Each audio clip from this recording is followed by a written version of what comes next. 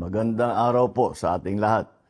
I am pleased to inform everyone that for the first time in over a decade, a significant natural gas discovery has been made. The discovered reservoir, called Malampaya East 1 or MAE-1, is located about 5 kilometers east of the existing Malampaya field. The MAE-1 is estimated to contain around 98 billion cubic feet of gas in place. Katumbas nito ang halos 14 na bilyong kilowatt-hour ng kuryente sa isang taon. Ibig sabihin, makakapag-supply ito ng kuryente sa mahigit 5.7 milyong kabahayan, 9,500 na gusali o halos 200,000 paaralan sa loob ng isang taon.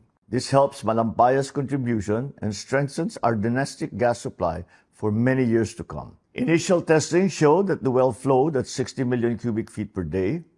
This indicates that the well has the potential to produce even more, confirming it is a high productivity resource comparable to the original Malampaya wells. Aside from the natural gas, the discovery also includes condensate, which is a high-value liquid fuel. This additional resource can help support the government's efforts for the stabilization of our power supply. Ipinagmamalaki rin natin na Pilipino ang nanguna sa drilling na ito.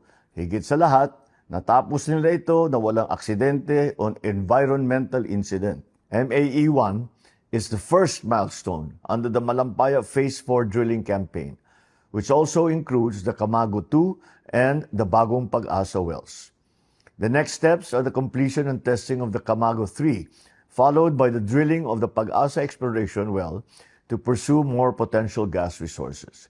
This achievement was made possible through the work of the SC38 Consortium led by Prime Energy in partnership with UC38, PNOC Exploration Corporation, and Prime Oil and Gas Incorporated. Patunay ito na sa responsableng pangangalaga sa kaligsasan at matibay na pagtutulungan ng gobyerno at pribadong sektor, makakamit natin ang mas maaasahang supply ng enerhiya para sa bawat Pilipino.